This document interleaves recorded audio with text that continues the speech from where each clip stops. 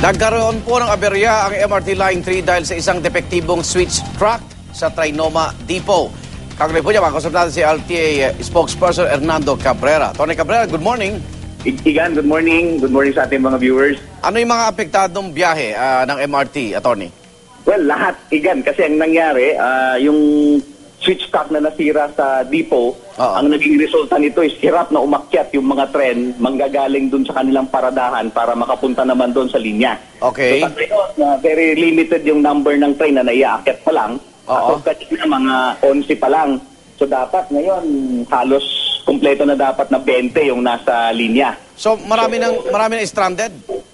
Yes, in a way, maraming naghihintay ng tren kasi nga kukunti yung tren na Igan sa linya. Okay. So, napakalayo yung agwat ng mga bawat tren. So, at puno na talaga. Kasi, Attorney, matatagalan ba yung pagkumpino nito?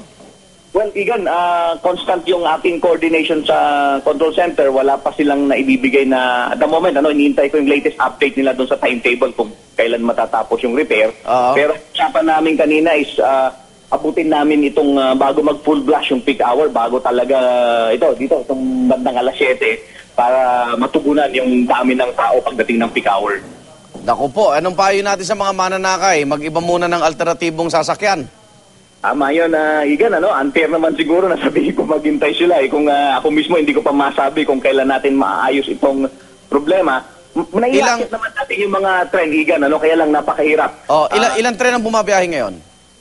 As of kanina na tawag sa akin, mga 12 pa lang. 12 lang, dapat? Dapat 18 na ngayon, Igan.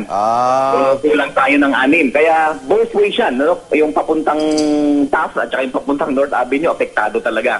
Kulang talaga yung trend. Okay, balita mo agad ako para mabalita natin agad sa unang hirit kung the moment normal na maiakit namin yung tamang number ng train, ibalita ko kaagad. Salamat po. Thank you, Igan. LRT spokesperson Tony Hernando Cabrera.